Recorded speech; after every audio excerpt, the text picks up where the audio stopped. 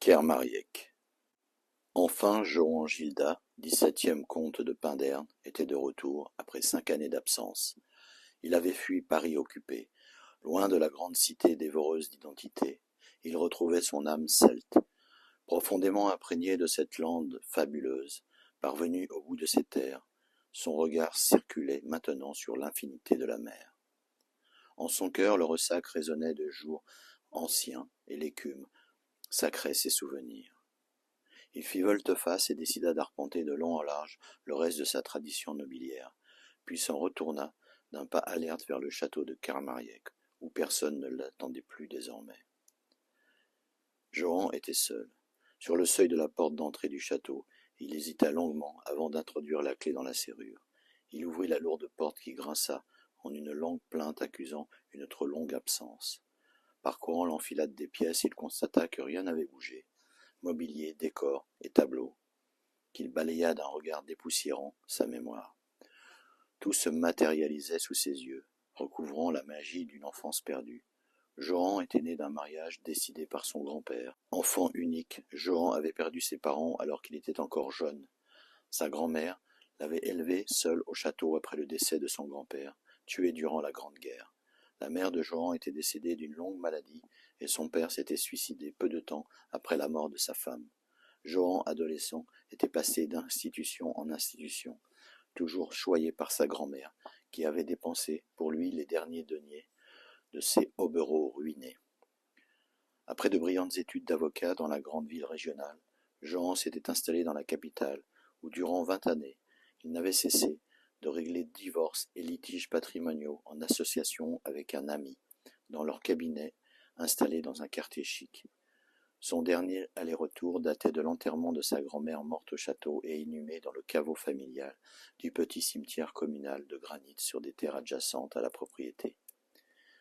Il avait signé à cette occasion les papiers nécessaires à la succession. Avant de repartir, il avait chargé Franck, son ami d'enfance et maire du village, d'entretenir château et parc, moyennant une rente annuelle substantielle. Mais l'occupation allemande l'avait forcé à rentrer à Kermariec pour une durée indéterminée. Johan parcourait sans répit les pièces du château durant l'après-midi, puis il finit par s'installer confortablement dans la bibliothèque. Il s'assit sur une bergère après avoir enlevé le drap blanc qui la recouvrait. Il consulta quelques ouvrages que chérissait sa grand-mère, comme le Père Goriot, les essais de Montaigne ou encore la géographie illustrée d'Élisée Reclus. Et ses longs doigts glissaient sur les reliures de cuir laquées de poussière, laissant de larges sillons comme le signe des dernières marques familiales avant liquidation totale. Durant 2 longues heures, il parcourut au hasard les pages de quelques livres. Un à un, il les déposait alternativement sur le tapis à ses pieds. Vers 5 heures du soir, et pris d'une soudaine fatigue, il s'assoupit en laissant échapper de ses mains les mémoires d'outre-tombe qui churent en un bruit étouffé sur le tapis. Un peu plus tard, il reprit lentement ses esprits et se remit dans l'idée qu'il était en son château. Il scruta longuement la bibliothèque et les livres tombés à terre. Puis il se leva et regarda sa montre. Il avait rendez-vous avec Fanch vers 19 heures au château. L'avant-veille, Johan lui avait envoyé un câble pour le prévenir de son arrivée. Il descendit sans tarder. Posté dans la grande entrée, il se mit à écouter attentivement. Un silence assourdissant régnait. Il passa donc à autre chose et se mit à improviser une table pour le dîner. En ces temps de disette, dû à l'occupation, c'était encore à la campagne que l'on mangeait le mieux. Ici comme ailleurs, on se débrouillait. À 19h05, la cloche du château retentit. C'était Fanch. Leur accolade fut longue. Ça fait un bail, mon Fanch. Comment vas-tu? Le mieux possible, Jean, en ces temps difficiles pour notre pays. Et toi? Ça va. Content de te revoir. Tu sais que je n'ai plus personne sauf toi? Oui, j'ai appris pour ta femme et je voulais te... Non, laisse. De toutes les façons, on ne se voyait plus depuis le divorce. Dis donc, ça fait bien 5 ans que tu es venu me voir au cabinet à Paris, non? Je crois bien, Joran. Le temps passe si vite. Ils restèrent quelque temps sur le perron à discuter, comme 2 diplomates complices qui se retrouvent à l'entrée d'une ambassade. Un coup de tonnerre au loin les décida à rentrer. Il faisait lourd en ce soir d'été. Ça va dégringoler. Joran claqua la porte derrière lui. Tiens, Joran, mets ça dans la cuisine. Je t'ai apporté de quoi nous régaler. Du pâté, du fromage et quelques galettes. Ça va te rappeler le bon vieux temps. Merci, Fanch. Installe-toi dans la salle, je reviens avec 2 de ces bouteilles que j'ai sauvées de ma cave à Paris, des pâtes d'ébauche. Il entendit le tonnerre gronder et la pluie d'orage qui commençait de tomber. Johan revint avec une bouteille de Bordeaux débouchée. Château Pichon, Longueville, Comtesse Lalande, 1933. Tu me gâtes, Johan. Pas autant que toi. Tous ces bons produits de la ferme, qui dit retrouvailles dit ripaille, mon fanche. Johan les servit et ils trinquèrent gaiement à leurs retrouvailles. Je dois te remercier, Johan. De quoi? Avec la garde du château, tu m'as permis de mettre du beurre dans les épinards. Et moi, si tu avais refusé de t'occuper du château, j'aurais pas eu confiance en une autre personne que toi. J'aurais été obligé de faire des allers-retours permanents, et tu sais que je comptais bien ne revenir ici que pour ma retraite. Les circonstances ont précipité la chose. Le Pauillac leur réchauffait les joues, autant que leur amitié le cœur. On est bien ici, n'est-ce pas? Tu n'as pas envie d'habiter ici depuis le temps que tu viens entretenir le domaine? Oh, tu sais, Johan, je suis quelqu'un de simple et proche de mes concitoyens. En tant que maire, si j'habitais le château, je ne serais plus crédible à leurs yeux. C'est courant dans la région, mais tu as raison, Fanche, le pouvoir donne la grosse tête. Vois les Boches, du grouillot de la Wehrmacht aux dignitaires nazis, et en passant par la Gestapo, tous occupent nos plus belles demeures. À Paris, les hôtels particuliers, les palaces et les ministères, et en province, les châteaux et les manoirs. Heureusement qu'ils n'ont pas réquisitionné Kermariec. L'auberge de la Poste est plus pratique et plus centrale pour eux. Heureusement pour nous. Oui, les Boches sont au cœur de nos villes. Ils surveillent nos faits et gestes. Quand je pense au sang et larmes laissées durant la terre d'Eder, ça me met dans une colère et un dégoût. Enfin, buvons à la santé du maréchal. Il sait parfaitement ce qu'il fait. Il nous a sauvé la mise. Je lui ai serré la main à Verdun, le plus beau jour de ma vie. Il fut notre sauveur et il le sera encore cette fois-ci. J'ai confiance en lui pour nous tirer de là. Je t'avouerai, Fanche, que je m'en méfie depuis sa rencontre de Montoire avec Hitler. Joue-t-il un double jeu, surtout depuis qu'il a créé ce commissariat aux affaires juives et qu'il s'est entouré de tous ces parasites fascistes et revanchards? Je suis plus qu'inquiet. Je crois qu'il a cédé beaucoup aux Boches et que sa révolution nationale n'est qu'une mascarade pour faire passer ses idées les plus réactionnaires. De Gaulle n'aurait-il pas raison? De Gaulle? Quel De Gaulle? Ah, ce général qui s'est enfui à Londres. Encore un de ces galonnés partis à l'étranger, comme ces poltrons de parlementaires qui ont pris la poudre d'escampette en juin 40, comme l'Irak quitte un navire qui va sombrer. Au moins le maréchal est là, droit dans ses bottes, et fier de rester français face à l'adversité, et cela malgré son grand âge. De quel côté est le courage, Johan? Je te le demande. L'ennemi, il faut le combattre de l'intérieur. C'est bien ce que dit De Gaulle. Il commence à organiser la résistance, d'après ce que j'ai entendu à Paris. Tout ça, ce ne sont que des sornettes. Je n'y crois pas. C'est un militaire quelconque et il s'est planqué à Londres. Non, vraiment, je n'y crois pas. Tout cela n'est pas organisé.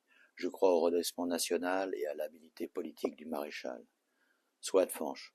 Mangeons maintenant et buvons. Le tonnerre redoubla d'intensité. Ils engloutirent avec force appétit le pâté de lapin et le fromage de ferme, le tout arrosé par le grand vin. Ils se régalaient postés face à face sur la grande table de chêne. Tout autour d'eux trônaient sur les cimaises les portraits des ancêtres de Johan. Cette atmosphère de bois foncé, de tapis chargés de motifs sombres et de tableaux aux lourds encadrements dorés à la feuille était pesante. Johan venait d'allumer 2 autres chandelles. Ce décor semblait d'un autre âge. L'électricité qui manquait à l'intérieur du château continuait de se décharger sur les environs en éclairs zébrés. Le tonnerre grondait et redoublait de violence, comme leur conversation politique qui monta encore d'un ton. Au fil de la discussion, leurs divergences apparaissaient clairement, mais ils prenaient sur eux, comme seuls les vrais amis savent le faire en toutes circonstances. Et tes fameuses galettes, Fanche? Je vais les chercher. Fanche se dirigea vers la cuisine. Dehors, les ténèbres commençaient d'envahir tout l'espace. Par la fenêtre de la cuisine, Fanche focalisa sur 2 lueurs qui s'avançaient sur la grande allée en se distordant. Il comprit assez vite qu'il s'agissait de phares de voiture. 2 minutes plus tard, l'attraction se gara face au perron du château, et 3 hommes en sortirent pour rejoindre en toute hâte l'entrée sous une pluie battante. Lorsque la cloche retentit, Johan se leva d'un coup et rejoignit l'entrée. Il cria à Fanche encore dans la cuisine. On attend quelqu'un? Non. Johan ouvrit la lourde porte. Police française. Monsieur de Pinderne? Oui. Johan eut l'air surpris. Entrez. Quel temps de chien. Les 3 hommes aux chapeaux et imperméables détrempés par quelques mètres franchis sous les trombes d'eau suivirent Johan. Il les invita à s'asseoir autour de la table. Johan leur proposa de manger. « Si cela vous tente, messieurs. »« Non, merci. » L'homme au milieu des 2 autres avait l'air grave. Les 3 avaient vraiment chacun une gueule. Johan pensa qu'il les classerait plus dans les voyous que dans les policiers. L'homme au centre des 3, et qui semblait être le chef, sortit une carte officielle et la montra à Johan. « Nous venons directement de la capitale, monsieur de Pendernes. Nous avons des éléments et des témoignages extrêmement fâcheux accumulés contre vous. Vous avez, en tant qu'avocat, dévoyé votre fonction en défendant des Juifs et en faisant en sorte que leurs biens échappent à la réquisition légale mise en place par l'État français. Ce chef d'accusation est très grave. Vous avez été dénoncé par votre ancien associé qui dirige encore le cabinet et qui est venu nous en informer directement en nos bureaux à Paris. De plus, vous avez pris la fuite, aggravant ainsi votre cas. » Johan, dont la mine se décomposait au fur et à mesure de la charge de cette phase de brute, se leva d'un seul trait. « Quelle est cette infamie? Mon associé? Mais voyons, c'est impossible. Et puis quoi? Je ne m'occupe pas de défendre les biens des personnes, mais de leur divorce. Tout cela n'est qu'un tissu de mensonges. Et je... » Baissez d'un ton et asseyez-vous. À ce moment précis, un des 2 sbires fourbit une arme de poing et la déposa sur la table. Johan se rassit et chercha Fange du regard qui se mit à baisser la tête.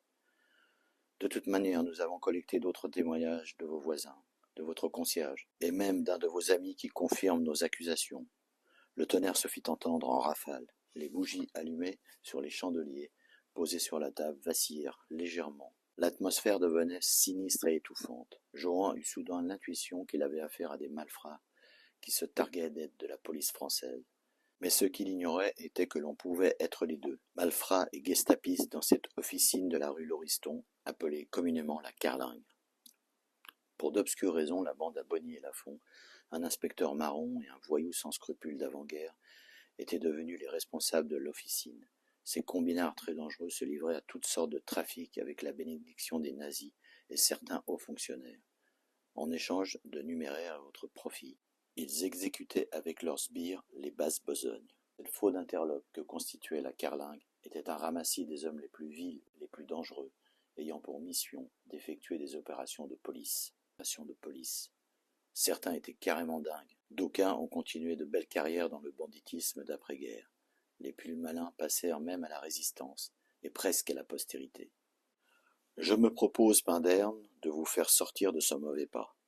Je suis très bien placé pour le faire. Je vous propose d'échanger notre protection et l'étouffement de cette affaire contre la remise immédiate et sans concession de votre propriété par un acte notarié en bonne et due forme. Le sbire à sa gauche sortit de sa poche quelques feuillets où figurait déjà une signature. Si vous refusiez, je me verrais évidemment dans l'obligation d'appliquer les ordres que l'on m'a transmis. Nous serions donc obligés de vous remettre en main propre à la Gestapo. Et vous connaissez la suite. Le traitement spécial pour ceux qui défendent et cachent des Juifs. Johan baissa la tête et se passa la main dans les cheveux. Puis il releva le regard vers le chef. Qui me dit qu'après ma signature, vous n'allez pas m'éliminer?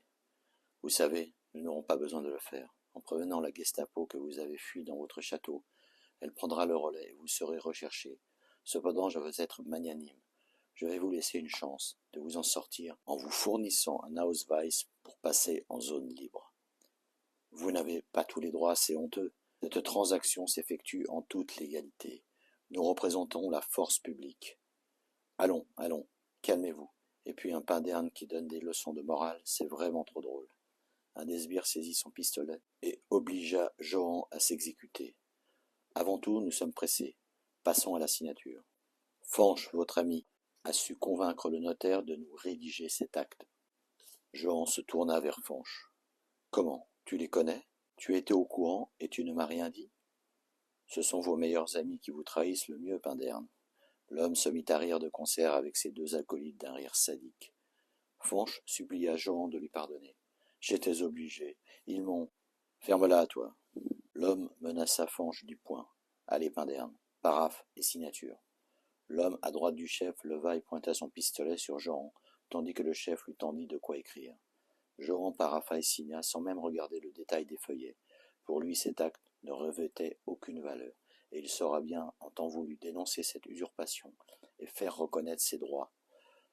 Bien, nous pouvons arroser ça. Le chef s'adressa à Fanch. Va nous chercher des verres. Le chef se servit un verre de Comtesse Lalande. Il sourit et regarda Jehan dans les yeux. Me voici, châtelain. Il lâcha un long rire et avala d'un trait son verre et puis il se ravisa. Jehan avait le regard absent de l'homme sonné par les coups. Ah, les maudits Pindernes. Je les ai bien connus. Il y a déjà longtemps. J'ai toujours attendu ce moment où je pourrais les déposséder, ces petits nobliaux sans grandeur. Dommage qu'ils soient tous morts. J'aurais aimé voir leur tête en pleine dépossession de leurs biens. Mais heureusement, il en reste un digne représentant devant moi. Jehan releva la tête et fixa l'homme. Comment? Vous connaissez ma famille? J'ai eu une liaison avec Hélène de Pinderne. Nous étions jeunes, et nous nous aimions beaucoup. Vous parlez de ma mère? Oui, ce fut une perte très douloureuse. Le chef se resservit un verre. Notre relation était merveilleuse, mais le reste de la famille, et surtout son père, ont exercé un chantage odieux sur Hélène. Ils ont même osé me proposer un paquet d'argent pour que je m'éloigne définitivement. Les salauds. J'étais jeune et immature. J'ai cédé, voyant que je rendais Hélène malheureuse de ne pas pouvoir choisir entre sa famille et moi. Je l'ai quittée un jour pour ne plus jamais la revoir. Je ne sais pas pourquoi. Je perds mon temps à remuer les souvenirs et à parler avec vous. Sûrement parce que vous lui ressemblez. C'en est troublant. Je sais qu'ensuite elle s'est mariée avec un nobliau du coin, dont vous êtes le seul rejeton. Tout fut sûrement arrangé par le père comme il se doit. Vous êtes donc le digne héritier d'une lignée restée pure. Le chef eut une mimique de dégoût. Le destin, comme une revanche, veut que le seul héritier maintenant, ce soit moi. Il fixa Jehan avec un malin plaisir, puis il regarda ses deux acolytes et se leva de table. Allez, debout. Allons dîner et fêter ça. Le chef fixa Fanch. Toi, tu viens avec nous. On a encore besoin de toi. Il s'adressa à Jehan tout en intimant l'ordre à l'homme de droite qu'il lui donne des papiers. Voici un Ausweis, un billet de train et une somme d'argent pour passer en zone libre. Après quoi vous serez à l'abri. Bien entendu, vous quitterez le château dès demain matin à la première heure, quand je reviendrai. Le chef donna l'ordre à un de ses deux hommes de surveiller Jehan jusqu'au lendemain. L'homme sortit son calibre pour bien montrer qu'il ne plaisantait pas. Le second sbire empoigna rudement Fanch par le bras, et les trois hommes se mirent en route. Après avoir claqué la porte du château, ils s'engouffrèrent dans l'attraction. L'orage avait cessé. Deux traits de lumière firent sortir le parc de l'ombre. Puis le moteur vrombit, et la voiture s'éloigna rapidement, en s'effaçant dans la nuit. Quelques heures plus tard, le château de Kermariec était en train de brûler. Des flammes impressionnantes sortaient des fenêtres du rez-de-chaussée, et déjà l'on pouvait voir qu'à l'étage, le feu enflait dans les soupentes. Dans l'escalier, le sbire gisait dans son sang, l'arme à la main et le crâne enfoncé. Très tôt, Jehan s'était posté sur le quai de la gare. Il patientait en attendant le premier train, une valise dans une main et son Ausweis dans l'autre. À quoi pensait-il? Il pensait qu'il avait bien fait. Il ne voulait plus se retourner sur son passé. Il lui fallait tout oublier et aussi se faire oublier. Il ne pouvait s'empêcher de ressasser dans sa tête cette sentence terrible. Mon père est un monstre. Mon père est un monstre.